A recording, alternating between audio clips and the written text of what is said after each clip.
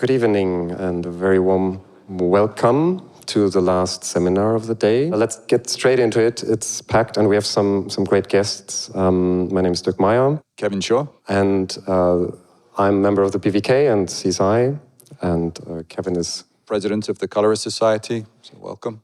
And we came up with an idea to bring some great talent and ideas and knowledge to the audience here.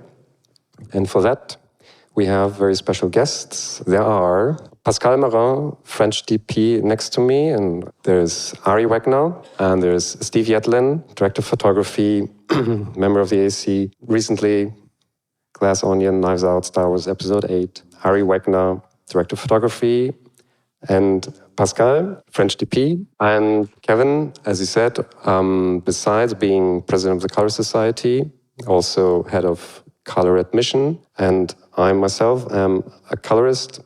I've been lecturing, and without further ado, I want to go back about, well, for me it was 7 years, when I came to Camera Image 2016 and saw a presentation by Steve. Back then it was the resolution demo, but everything kind of started a year earlier in 2015 when he presented this. I'm not going to show it completely, but has anyone seen that? Yeah, quite a lot of hands are going up, Steve. For me, the experience a year later, though, but I think it was probably similar to those who have witnessed it. It was quite striking, groundbreaking even.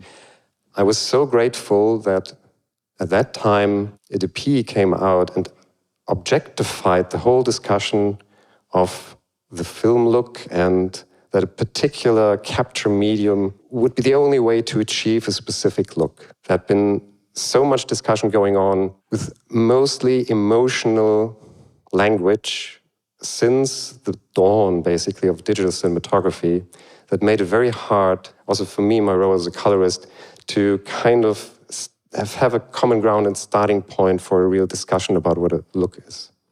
What do you feel like 8 years later? Has it changed a lot? I'm just a cinematographer.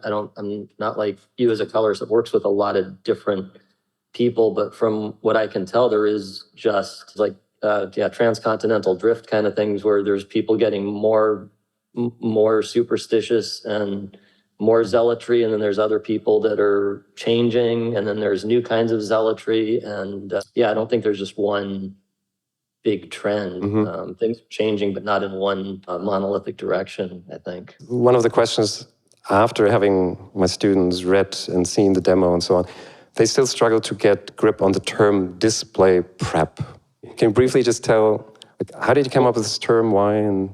Yeah, well, it's pointedly supposed to not be technical or narrowly defined. It's just supposed to be just a English language, easy to understand descriptive phrase to break us out of a lot of the superstitions and preconceptions, because those superstitions and preconceptions are tied to a lot of the technical or at least embedded language. I just wanted to use a new word, like even if another word is correct, I just didn't want to use it because of all the baggage. And so it's really just meant to jolt us out of, the rut of thinking that deposits all of these things as important leverage points, except for the one thing that is the most important leverage point in image rendering. Mm-hmm. The one thing that I'll say before the presentation about it, and for the people that haven't read that piece on the website, I think what you're talking about is just the breakdown of intrapixel, spatial, and temporal. I never meant for those to be some kind of monolithic or to somehow say they're even inherent. It's just more of a way to categorize in your mind to be able to conceptualize and wrap your head around it better. So it's just a way to kind of break down what the multiple attributes are. And then also when you're thinking about it differently, it does help understand the pragmatic application, because anything that's intrapixel, no matter how complicated, no matter what's going on, it can all be packed down into a LUT for, pragmatically for interchange. Whereas things that are spatial and temporal can't be packed down like that. Like even if there's some kind of a standardized interchange format like OFX, it's still, each one is sort of its own thing a little bit. So, but yeah. So intrapixel, everything that only changes a pixel in itself, but is not influenced by anything around it or where actually the pixel in the picture is, right? Exactly, yeah. And intrapixel means transformation that happens based on only the incoming color of the pixel. So for example, if you're making a contrast, if the pixel that coming in is dark, it's going to get darker. If you're making it bluer, the pixel, the triplet that's coming in is going to get bluer or red or whatever you're doing to it. And it can't be affected by what's around it. So a flare or halation or grain, those are not grain it can be intrapixel actually, but flare or halation or blur, those are not intrapixel because you have to know what's next to the thing. And this concept of intrapixel is not specific to digital. It also applies to film. It's not the best word because film doesn't have pixels, but film has attributes that are based solely on the light that's coming in and exposing it, and then has other attributes that are based on things that are around it in space or in time. Because we don't have very much time, what Dirk asked me to do is I'm going to do sort of a case study of how I develop and go and vet and reality check my image rendering pipeline, both the LUT and the spatial temporal stuff. But because of the time, it's going to be a very high view flyover. But the one thing that I did want to, the sort of nugget that I did want to dig down a little bit in is the idea of reality checking to get over placebo effect and confirmation bias. And for those of you that are familiar with the stuff on my website and to some extent how I do things, there's going to be some people here tonight who are excited to dig in the way I do, even if not as far. There's going to be other people who think, that's scary. I don't want to do that myself. I want to either partner up with somebody or I just want an off-the-shelf solution. I don't want to figure it all out myself. And no matter where you are in that spectrum, the thing that's always going to apply is this idea of reality checking, that whatever it is, whether you build it yourself from scratch, whether you build it yourself from a kit, or whether you don't build it yourself at all, whatever the pipeline is needs to be vetted and checked. And because of the sort of emotional way that people talk about things, as Dirk was mentioning, we're often very susceptible to vendors and other people, just using evocative language and not actually reality testing. Somebody says the word, film is magic, or somebody says that this digital camera gets magical skin tones, or somebody says this camera has a lot of Ks. And, we're kind of trained to project what we imagine onto the image instead of really doing a thorough check. And so that's when I want to kind of drape the whole thing in as we do a quick flyby of how I prep my stuff. And also for the people that are familiar with some of my materials and stuff on my website and talks I've done, I think that I've advocated against this kind of empty zealotry that's basically just brand allegiance, whether it's film is magic, whether it's Red has the magic codec, whether it's only Arri has the cinematic skin tones, or some vendor says, we've got the special color science built right into the sensor. Whatever these things that are meant to be evocative and don't really say anything are. There's already some awareness that I've advocated against that. But one of the things that's a little bit unfortunate is that there's been a growing camp that sort of superficially positions itself in the exact opposite of that sort of zealotry that basically says, yeah, we don't need film or anything special like that because these computers can do anything now. And they have a lot of buttons and knobs on them, so we can make it look however we want. And the thing is that take on it actually wraps all the way back. It's not even an opposite take that's problematic. It's actually the same take. It's sort of empty zealotry because you still have to figure out what you're actually doing. Like the fact that Resolve has a lot of buttons, knobs, and switches on it that can do a lot doesn't mean that you have figured out what you were going to do with it. Just like, my computer keyboard here has enough buttons on it for me to write a great American novel, but that doesn't mean I have written a great American novel. You have to actually do something with it, and it's not always easy to figure out what it is and to vet it and make sure that what you're doing really is thorough and what you intend. And, and what that also means is, and this goes not only to the quality and character of our final image rendering, but not only that, it also goes to how do we use our time, because our time on set is so precious. We only have a certain amount of time with locations and actors and all the expensive gear and everything. And our time in color grading is precious. And if we squander it with a lot of troubleshooting and what's going on, I don't understand this, and reinventing the wheel for stuff that this is already figured out. Why are we starting from scratch every shot? Is just not a good use of time. So kind of the theme that I want to kind of hit on as I take you through this quick summary is this idea of always vetting, always assuming you've done something wrong, or it can be made better, or there's like something that needs to be fixed, rather than just drinking the Kool-Aid without asking any questions. So let's look at some general development stuff, and I'm going to go over sort of how I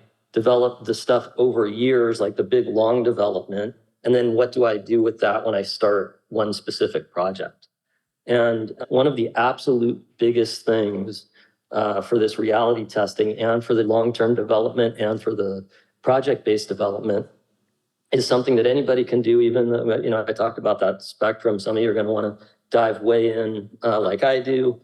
Some people don't want to, dive in at all. Some people are in the middle. But no matter where you are on that spectrum, one thing you can do for reality testing is to keep frames from movies. And I've been doing this for years now. And I have full quality camera original, so completely uncompressed, ungraded, unleaded camera original frames from the last bunch of movies I've done and other things. I actually have some frames going back to as long as I've been shooting digital as opposed to film, but specifically for the last 8 years or so, I have frames from almost every shot in the movie, but I also have curated frames on my computer where I have like a couple hundred from every film.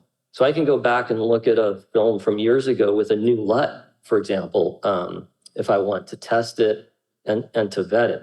So this is a huge thing, is having all these different circumstances. I've got stuff that's bright, dark, flat, contrasty, things that are desaturated, saturated, every kind of lighting situation, exteriors, interiors, sunny, overcast, super saturated fire, and it's always good whenever you're gonna vet things to check it on all kinds of things. Here's, caustic, little teeny caustic brightnesses, things that are flat, things that are saturated. Here's a vibrant red that's reflective as opposed to emissive, but we can also look at vibrant reds that are emissive like that, or like this here, so this is, and then also, you can look at shots that have very nuanced skin tones compared to ones that have,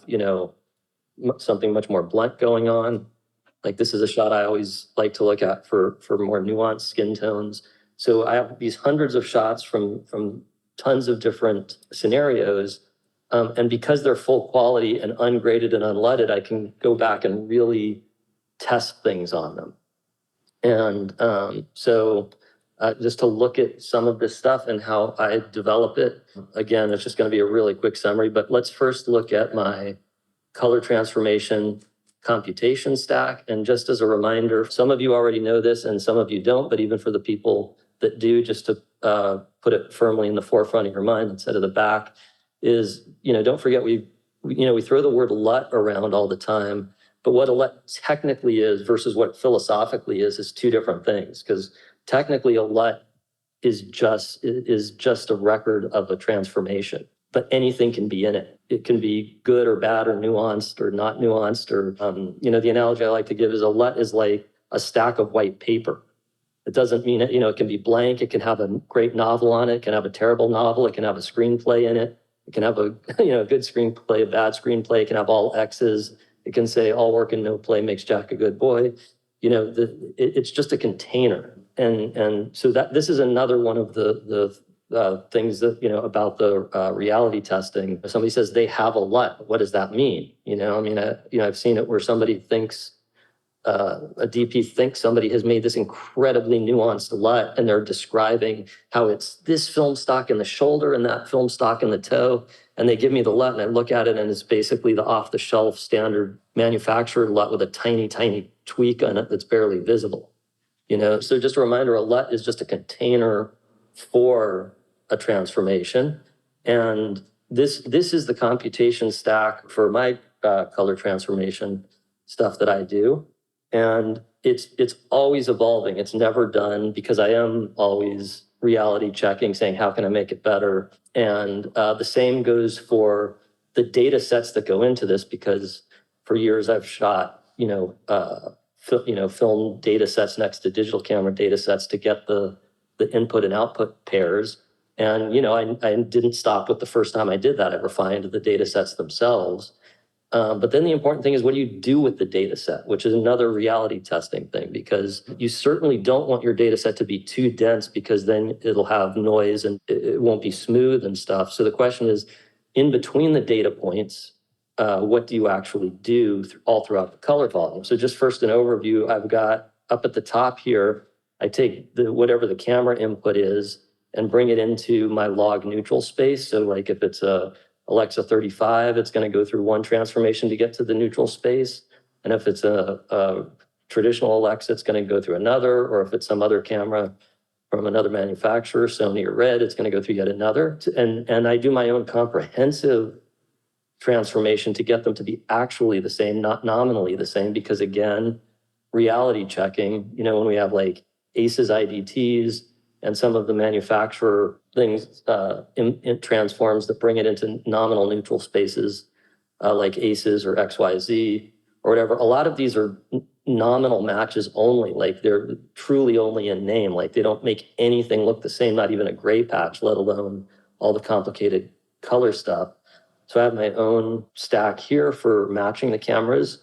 And then this part of the stack is the look part, where we have both the 3D and the 1D stuff going on.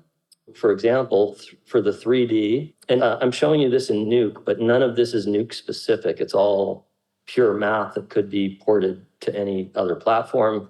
So for example, in this matching part where I'm bringing the one camera into the same neutral space as another camera, for the there's the 1D part of the matching, the tonal reproduction part of the matching, but there's the 3D, which is this thing, which is my own thing that I made called Chroma Warper, which is like 1,000 lines of code here.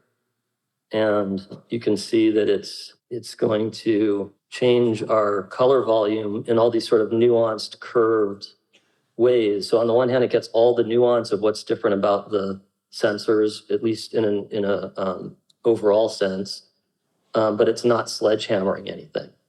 And the most usual way to do these kind of transformations is a color matrix, which only you can't do anything with a matrix other than stretch and squeeze and skew. But everything's always going to stay crystalline, equally spaced, linear-ish. You can't have localized little swoops and curves. You can't have one color going one way and another color going another way. Like for example, you can't have highly saturated reds getting less saturated and low saturated reds getting more. All of it's either getting saturated or unsaturated, just as an example. So, using something like this is a way to get all of these, additional nuances. And same thing. So that's in the camera matching part. And then in the look part, I have another thing that's also custom, because this thing that I call Chroma Warper that I made, again, reality checking, like I didn't just make it and say I'm done. I kept working on it. It's designed, although it's nuanced and has all of this stuff, it's designed in a specific way that's better for matching to digital cameras while they're still in the uninterpreted original camera space. But down here is the look, where I'm trying to follow the data set and also the aesthetic feel of a traditional film print system, where it's not just matching to linear sensors in an uninterpreted space. It's also putting the look on, which needs a different kind of curvature and nuance and stuff. So I actually have a different thing. So it's a totally different math that also does a similar type of doing complex, swoopy, but not destructive or too aggressive stuff all throughout the color volume to match the data set. And then, so I slowly figure this all out. I'm always refining it. What order do I do it in? Do I do the 3D stuff before the 1D stuff? What math do I use? And so forth. And again, always checking it on all of these images that I have, making sure it's never going to break, it's never going to fall apart. And then also looking at it on graphs like this graph, or here's a 1D graph of the tone curve. And, checking, always, again, reality checking, like I make sure that it's all smooth and nothing is going to break. And, just as an example, there's a recent colleague I have a lot from, and this is like a very, this is a full-on Hollywood movie. They're doing everything right. This isn't amateur hour. But, their LUT was, when I looked at it, it's got these ripples in it, and it's got a flat line here and a notch. And, it's probably usually going to look fine, but this stuff can become visible. If you have a very smooth gradient, you might see this, especially in graphics, because remember, everything has to go through the show LUT, even the, not just photograph stuff, but also like the opening title sequence and everything. And then, here you could end up seeing notching, especially on newer monitors that can show gradients all the way down to full black. Just always checking, tearing, complexity, toe handling. Is this really what I want? Is this contrast actually what I want?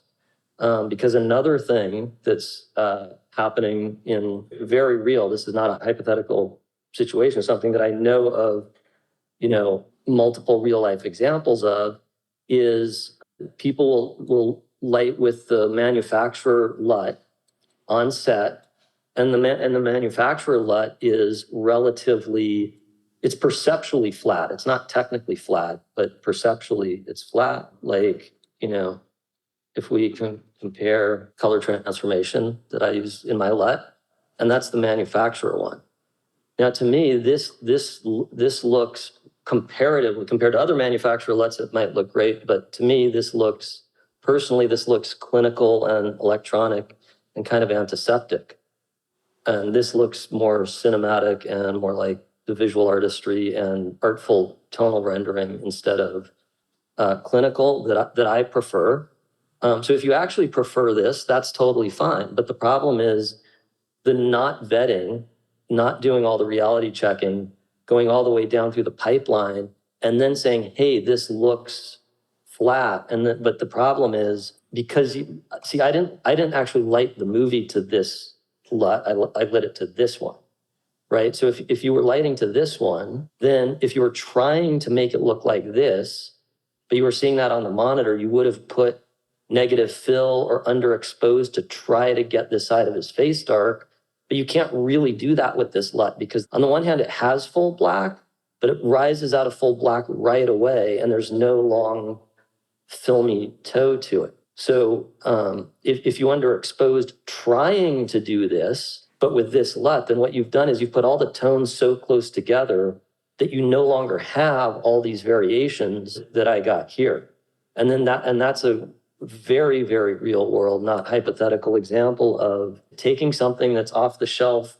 It's fine to take something that's off the shelf that you didn't do, but if you don't truly reality check it, you can get into all kinds of pitfalls and what's going on and frustrations, and all of your time and resources are going into damage control instead of going from better to best. So that's like a quick flyover of the development that I do on a LUT over the years in between projects, not for a specific project. I'll come back in a minute to doing it for a specific project. But let's look at the same for spatial and temporal stuff. So it's the same thing where I've, for years I've been creating and refining my own algorithms. But again, if you don't want to make your own, or, clearly most people are not going to make their own algorithms, but that doesn't mean you can't vet the algorithms that you are going to use, because my whole point here is, just because somebody says something, does something, somebody says the word film print emulation, doesn't mean that automatically your movie's going to look like it was shot on film and printed in a traditional photochemical system just because somebody said the word film print emulation. You have to actually vet things and see what they're doing. So the stuff that I have options to do that I've made algorithms for are focus vignette, which is a defocus around the edges like anamorphic lenses do. Halation, like film does when the light shines through the emulsion, hits the base, bounces back, and then exposes the emulsion again, but unfocused. Curvature, which is, I should probably show you some of the stuff while I'm saying it, but so the curvature is similar to anamorphic, the way that anamorphic lenses are not rectilinear, but straight lines appear slightly curved, and film grain. So again, I vet these every way I can. I make sure it always looks good, and that I'm not, whether it's my algorithm or somebody else's, I'm going to make sure it really does always look like, because I've seen halation type algorithms that look really electronic, and I don't want that. And the focus vignette is also a very good example where, it's easy to blur the edges and then make a key, like a power window key that feathers off. But if you do that, that's going to look incredibly electronic. That's going to look like a 1990s commercial where they used to key the highlights back over the image, because you have a blurred image and a non-blurred image, and you're cross-dissolving them. That is totally different. A gradient that's a cross-dissolve between defocus and not defocus is totally different than a gradient that's just different levels of defocus at every point in the gradient. So this is a really good shot for vetting the focus vignette, because it's kind of a worst case scenario where, there's a lot of shots where somebody's head is kind of in the middle and everything all around them is blurry, so you can't even see the focus vignette. But in this shot, our main character is fully in focus. He's at the bottom of the frame, and not only that, but we have a vertical, very strong vertical of his legs being dark compared to the background. And you can see what the focus vignette's doing. Can you see that? So I use things like this to make sure that this is going to look good on absolutely everything. And I again, really vet it. And I make sure that it's, that it's satisfying to me that this all looks artful and analog and filmy and, and not electronic or fakely affected. Because that's the danger. It doesn't automatically look good, again, just because you say the magic incantation. It's all about checking and checking. So I'll just quickly give an example of, okay, so I've done all this work over the years. Now what do I do when I start a specific show? So I'll give you a real life example, which is, I didn't finish, also gate weave. Gate weave is here, it's separate from this one has the focus vignette, halation, curvature, grain. So just curvature, right? Grain, right? And then you guys have all seen, I actually use this one to show the halation in this is set up for a different, there we go. There's the halation. Okay, so when I started, I just did a movie at the end of last year called Winter, and we just did all of the finishing on it recently. And I just want to quickly go over this example of how on the one, when I developed the stuff for that show, on the one hand, again, I'm doing all of this reality checking, but on the other hand, at least it's not as much work to do the reality checking, because I've done the bigger reality checking over the stuff that I've done over the years. So I'm not wasting my prep time on that movie, doing stuff that's general as opposed to specific. So I'm not going to change any of the kind of core, complicated, complex stuff in all of this stuff I was showing you, the cone coordinates and the chroma warper and all of this kind of complex stuff that I've developed over the years. I'm just going to not change any of that for this specific movie.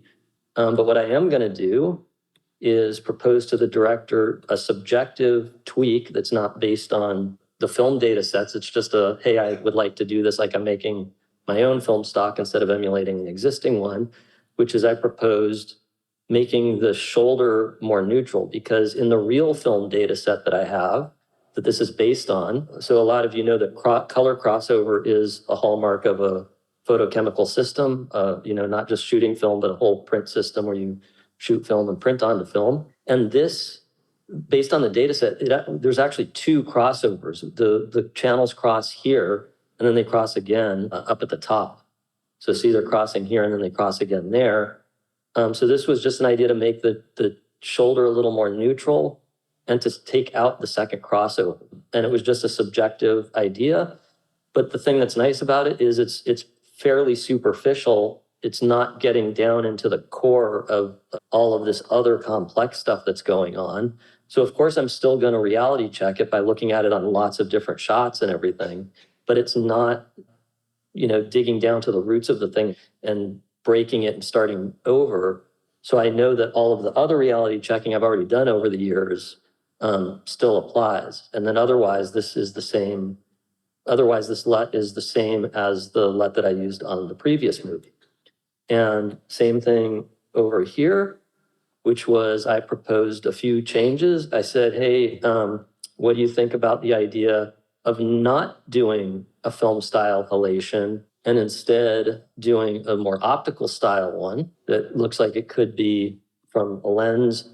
And by the way, another one of the reality checks that I did in building this halation algorithm is to make sure that it doesn't overall ever look like it's blurring or defocusing the image. What it's doing is making sure that you can't have something that's high frequency and high contrast at the same time.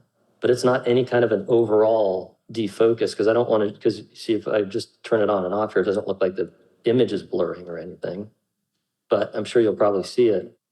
Oh no, you can't see it very well on that one. We need something more sharply defined. You can see it there very well. So it's not allowing this stuff here that's both high frequency and high contrast, but it's not overall blurring the image at all. So I proposed to the director this idea of slightly changing. I rewrote the algorithm a little and then also changed the already existing parameters in it to make it look a little more like it's an optical halation instead of a film halation, so it doesn't have the red anymore. So we made that change, and that wasn't, again, I vetted that and looked at it on lots of shots, but because I'd already vetted the halation algorithm itself over years, I didn't have to dig as deep into doing the whole thing because I'd done that before I was billing that production for my time and not wasting their time on that. Same thing with the curvature. We have it set to use the metadata in the camera file. It uses the focal length, and there's a slightly different amount of curvature depending on the angle of view of the lens. And the way I do it is sort of for all the medium and semi-wide lenses, it's kind of the same amount of curvature that you would get for the same angle of view on anamorphic. Remember, same angle of view is going to be a different focal length on different formats. But when you get to really wide lenses, it doesn't do as much as anamorphic would, because to me, that actually gets distracting. Instead of being artful, it actually becomes a little bit affected and distracting. So I didn't change the algorithm itself from the previous movie, but what we did change is we slightly changed the parameters of how much of it do you get per angle of view. We made it where you get a tiny bit more on the widest lenses. And then the grain we chose, so on Winter, we chose a grain level that I'd already used, but it was different than the Glass Onion theatrical version. So that had already been vetted. And then we decided not to do the gate weave at all. So obviously we don't have to vet not using the gate weave. Again, hopefully the main takeaway here is no matter where you are on that continuum, that I mentioned, don't forget that this stuff actually happens no matter what, right? It's just, do you have anything to do with it? Are you involved in authoring it and checking it and reality checking it and vetting it, or are you just sort of letting something happen to you? Because I've had people say to me, why do you do all this stuff? Why don't you just shoot film? And that word "just" in that sentence to me is just ridiculous, because, sure, you're not doing all the development, but thousands of scientists and engineers at Kodak and Fuji and labs have been working on this forever. Somebody is vetting it, just not you. And now that we don't do that, nobody does that process anymore. Even if you shoot film, it still gets scanned. So you're still open to all of the pitfalls about what LUT are you using and all the digital interpretation stuff. So all of this stuff is something that's happening.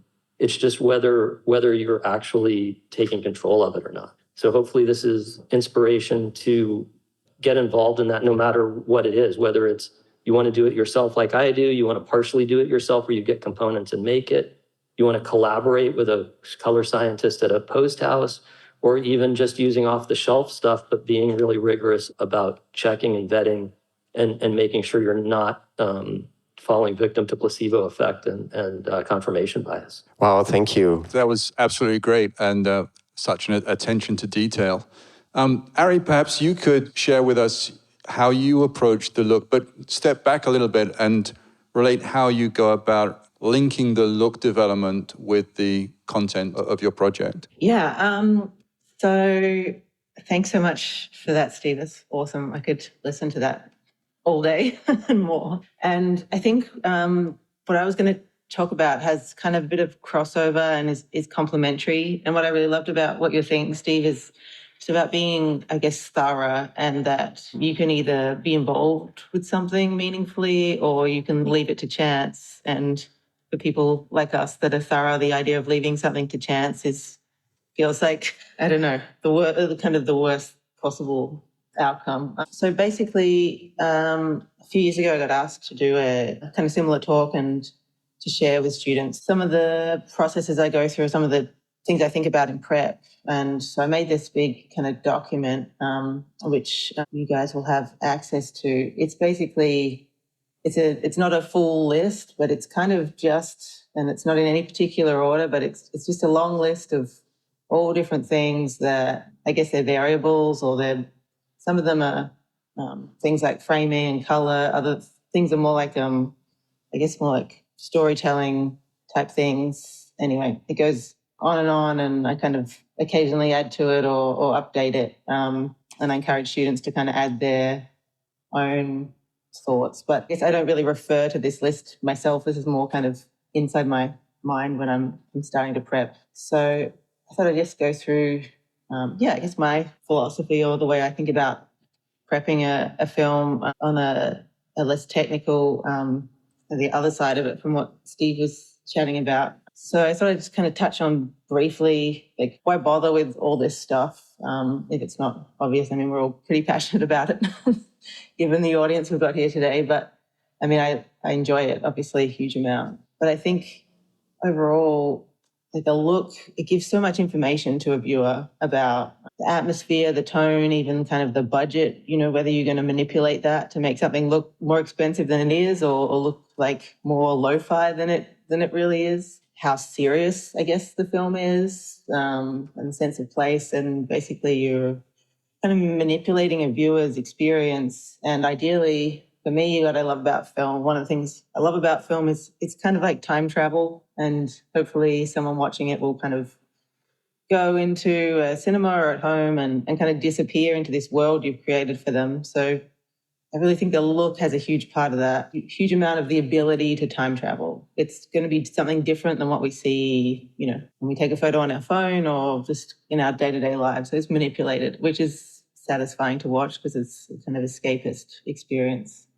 And then I think number one, it influences the viewer emotionally. It's kind of obvious to say, and I think it's important to understand that, because you're going to take someone on a journey, and a very specific journey that has to do with your script and your characters. And I guess for these reasons above, I would say that just because you love the look of another film, you can't kind of hope that look will work for your film, because every film has got different priorities and different what it's trying to do to a viewer. So a look from another film is not going to work for your film. And so I'll go through kind of how I kind of get to that point. And then kind of what contributes, and I would argue that everything in frame contributes to the look, not just what we do, but the design, the locations, absolutely everything. And I think they actually contribute in equal measure. So here, I'd argue that the color or the type of car in the background of the film has equal kind of weight and influence on that information and that experience a viewer's getting, just as much as the lenses you choose. Each of those kind of elements are bits of information that we are kind of unconsciously ingesting. And I would definitely agree with Steve in that there's a lot of thought kind of given to the camera body or even the lenses, and often that's a little bit of kind of marketing and a little bit of, I think we'd all like to hope if we use a particular camera or a particular lens, then our film's going to look a particular way. But actually, I would argue that they're kind of one of the more minor factors in the overall final result and the viewer's experience. And so, if everything contributes, which I believe it does, it's also our responsibility as a DP to kind of communicate and be part of a bigger conversation with the designers, production designer, location scout, VFX supervisor, producer, everyone on the film is involved with how it's looking. So this conversation is not one you can have in a vacuum with the director and hope that you're going to get the result you want, because, I think it's obvious to say that just camera department or you alone will not make the look. It's going to involve communication, and part of that communication is not just saying what your ideas are, but hearing back what feedback you're getting from other people's ideas and whether or not that idea is going to be possible in the situation you're in. And really taking that on board, I would say, to not let you get pushed around by someone, but also accepting the reality that you're in as soon as possible, because not every look is possible in every situation. But I think a good look is possible in every situation. You've got to find the right look for both your script and the resources you have. And that's really important for me as well, because I am big on a kind of harmonious set, and you want to avoid at all costs kind of putting your vision for your look on a collision course with your budget or your schedule or even the director's kind of priorities. So very much not the vacuum. So then I started thinking as well about this idea of a look. And I guess I would say when I'm prepping a film, I don't even really, it's not a look that I'm trying to build or conceive of. It's kind of, that's one aspect, but for me, it's more of a philosophy of how we're going to shoot this film. And I think a philosophy is it's a more powerful concept than a look in a way, because it's how we get to the look. The look will come. I guess it'll come via the natural things that happen when you kind of think of these guidelines or a philosophy. And the great thing about a philosophy as well is it's going to be able to answer your questions that are going to come up as the film shoot goes on. So for me, what is a philosophy? It's kind of basically what we do or don't do on this film based on what we want the viewer's experience to be and that journey they're going to go on, the restrictions, all those kind of things that directors' natural taste. And they're kind of going to be a kind of hope or a rule that, for example, we hope if we do X idea that for the viewer that's going to create X kind of experience. Sort of showing examples from that choices list about that, the philosophy. Something like, for example, a film I did a few years back, Lady Macbeth. I think we did pretty well on our philosophy there. And I would say some of the ideas we had were a kind of coverage concept was a big idea, or a coverage rule. For us, it was that we weren't going to tilt or pan whenever this character was kind of trapped inside the mansion that she was in, or she was under surveillance. So people would stand up and leave frame and come and move around in the frame, but would not tilt or pan. And then when she was not being surveilled, we would go kind of the opposite direction, handheld, move with her. And we'd always put the camera at her eye height if possible, and put her in the center of frame where possible. And we decided not to see the outside of the location we're in, only the inside, in the same way that a prisoner would not see the outside of the prison. So that would be the concept. And the reason behind doing that was that we wanted to create a really strong alliance with the viewer to this character as early on as possible, because later in the film she starts to do some kind of very bad things. And the experience we wanted for the viewer was to attach themselves to this character, feel like they like them via these kind of concepts we had. So they're attached to this character, and then at a certain point, the character that they love starts doing bad things, and that creates the feeling that we wanted for the audience, which was like, ugh, I don't know how I feel about this person that I really like doing things I don't like. And obviously there's a lot to do with the performance and script that helping that. But in order to support that, they were some of the ideas we had to do that. And also about the reality we were in, we truth be told, we didn't have an exterior of that location that worked. The interior was great, but it was a location where the exterior it wasn't perfect. So we, again, there's an example of how the reality of the situation you're in, you can kind of take that and use it as a strength. We also only had 4 weeks to shoot, so we shot very minimal coverage, which kind of became part of our concept or our philosophy to shoot every scene in the bare minimum number of shots, kind of usually about 3 shots per scene. And that was one of the philosophies we decided to do, and also worked for the schedule because we had very little time. So I guess there's a few examples of how ideally those choices that you make in that big long list, they'll be both going to work for the script and for the reality you're in. And sometimes a challenge that you come up against, you can kind of embrace it, grab it, and make it part of your philosophy that's going to help you out. Another thing in that film, we couldn't afford, I don't think we could afford a dolly or a dolly grip, so we decided not to ever move the camera at all apart from handheld. So yeah, I'd say it's a pretty strong look. Those decisions are pretty visible, but that was one I would say was a success. And yeah, so just to reiterate that of all these choices that are in that list, the camera body itself and the lenses, I think for me, they're not the most influential in how your film will look. I love lenses and I love cameras, obviously, but they are part of a bigger ecosystem. They're not king in the kind of hierarchy of influence, I would say. So yeah, just thought I'd touch on how I kind of personally prepare. Yeah. Yeah, it's funny. We don't really DPs don't get to see each other work very often. So to be honest, I have no idea if this is stock standard, totally boring, or interesting in any way. But maybe everyone's doing it differently, maybe similarly. But I guess this is how I do it. Reading the script and talking to the director, I'd say most directors would come with some kind of ideas about how they want the film to look or what their natural taste is in general. But aside from that, in these early talks or as I'm getting to know a director, I'm really trying to find out what do they love, what do they fear, what's their worst nightmare, what's a great day on set look like for them, what's the situation they most fear getting into. And you know, you might be asking yourself, what's that got to do with the look?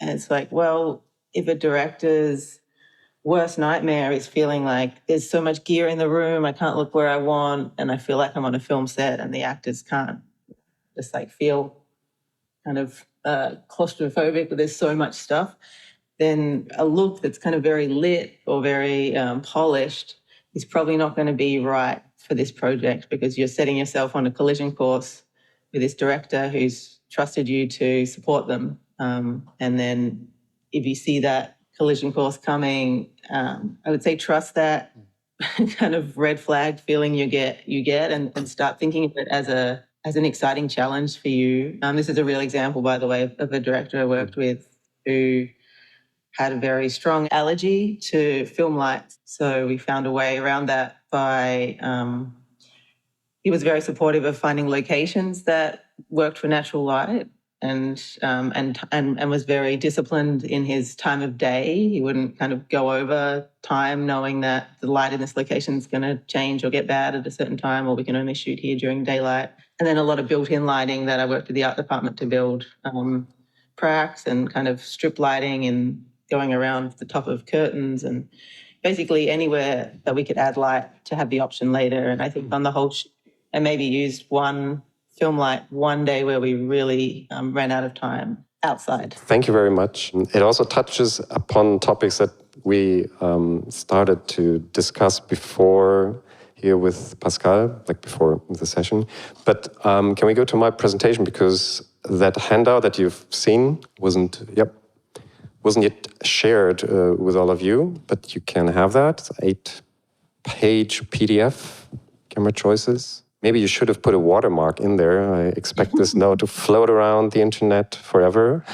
The image attributes that Steve mentions on his color science article I believe the most important thing is that you come up with these kind of lists and build your own vocabulary, build your own terminology, how to describe images, how to describe a look, and so on. Pascal, give us a quick introduction of what kind of projects you're working on. What do you take also about these different approaches? I mean, we had a very kind of narrow look in the image processing pipeline in Nuke that Steve built for years. We had a little broader perspective on how to approach a project with a director. How does this apply to your line of work? Well, I work on features, usually low budget, often first-time features for the directors. I also work on documentaries and some short films also. I can rely very much about what Ari said, but I would say that the discussion when it's a first-time director are maybe not more precise, but they take longer because I have to extract the relevant information to build the look. They don't always have the vocabulary, and so it's almost like gold digging. I have to be a very careful listener to get rid of all the irrelevant information. Like, for example, what Steve was talking about, this camera is looking like I like. It's something I can hear a lot, and I know it's not true. So I have to find all the ways to find what really is the look, and then the choice of the camera is something very secondary. And how do you try to find out? Do you do what I like to call these days look tests? Because I try to. Many projects more than just the hair and makeup, because in the end, you also got to do we only should test lenses, but in the end, you're supposed to do, as a colorist, a lookup table for the whole show with that. Yeah, absolutely. The test we make, if it's camera test or lens test, are usually to get images in common, even more when it's a first relation, and to talk precisely about things. And when I don't get the time from the production, usually I do it for free, because I know I will be the most frustrated of all if it doesn't happen. And getting a little bit of the color palette, maybe an actor, some lights, to be in what we discussed before, but what would be the mood of the script. And so to have images we can go and see on a big screen with a color artist to build the look. Yeah, I'm joining the club of being very frustrated if it doesn't happen. So I also have offered this to production, or to at least cinematographers when they approach me and say, "Here, I had very little time to shoot anything at all. Can you help me to maybe do something like a lookup table, just evaluate the footage?" And then I'm usually saying, "Yeah, even if you can't pay me for that, I'm happy to do that." We still need to find a facility, a grading suite, and so on. But my experience is the whole production just benefits from this. Yeah, absolutely.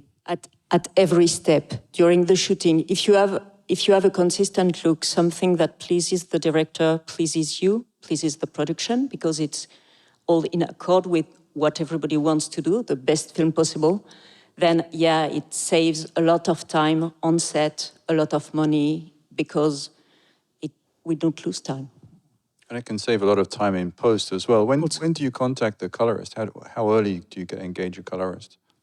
As soon as I can. I mean, when I know I'm the one that will do the project, I already think about post, and so contacting somebody that I can include in all the info I get from the direction, and giving the color palette, the contrast, the visual references, and then we are two to work to achieve the thing. And do you make that call, or is it a post-super or somebody who introduces you to the colorist? How does that come about? It depends. Sometimes the production want a specific lab, and they can have somebody that is like a permanent person. It happens.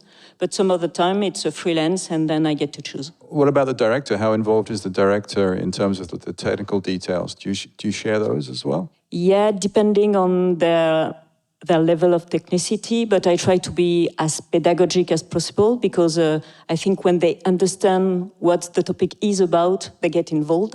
If they feel like two persons talking things they don't get, they feel bad first. It's like getting robbed of your own movie. So I don't think it's a good thing. I like to pose that question also to Steve and Ari, actually. When and how do you start collaborating with a colorist? Is it similar for you? I guess, Steve, you still need a colorist in the end, but you give him your pipeline somehow?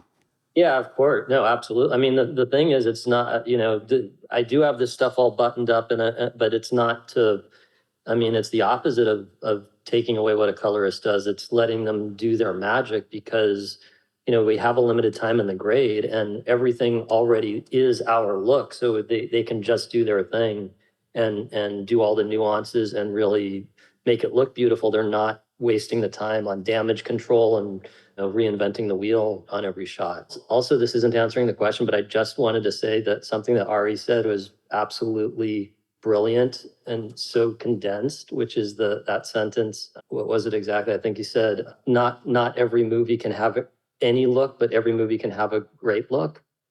And I mean, that's the seed of so many different important things where people try to shoehorn something that's wrong in, and it's just not what it wants to be. Whether it's a big picture idea, like, hey, I want it to look like some specific movie, or whether it could be a small detailed thing where the DP's or the gaffer's trying to shoehorn the key to be on one side when the window's on the other side, or whatever. But that kind of going against what something wants to be because of getting something stuck in your head. I mean, but the way you said that is just such a great condensation of it. It's just brilliant. Oh, thank you. Thanks. Yeah, I'm probably the same in that would try and get a colorist on as soon as possible to start probably talking about, for me, it's like talking about some of the challenges that we might be facing, some of them, or maybe some of the challenges that I hadn't realized were going to be challenges. Often talking to a colorist, something I've been losing sleep over will actually not be such an issue. They'll say, don't worry about that.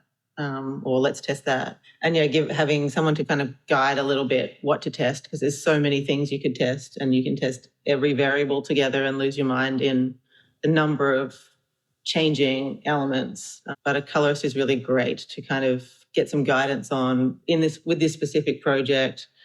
What would be really important to test? That I definitely enjoy having someone early on to talk to, because also as a DPs, we're a little bit lonely in prep in that we're kind of a one-person department until sometimes until right just before the tech scout. So having someone else that gets it and the person that's going to be dealing with the footage that you create in the very end, I feel like often the colorist can be your kind of prep sidekick if you have someone that you can talk to, early on before you've got your other crew kind of around. I would love to open up to questions. Do you think something will come in the near future to bring the spatial and temporal aspects on the set, like grain and halation? So we look through the viewfinder and see our own individual grain we created in pre-production, and also halation, for example. I know there's the Arri Alexa 35 with the textures, but that's only one manufacturer. I mean, there's no reason that stuff can't be live, but also, it doesn't take a lot of technology that we don't have, even if it's not actually implemented right now. It's very doable. But to me, I also just don't know why we actually need that, because it's such a last tiny little bit of finesse on it, and it's not really affecting any decisions that we're going to be making on set. So I think absolutely there's no reason that it wouldn't be possible, but also it's not anything that I'm sorely missing or chomping at the bit for. I can just add to that there are pipelines where we can add that, maybe not on set directly, but in the lab, so that it's carried through the editorial dailies and so on.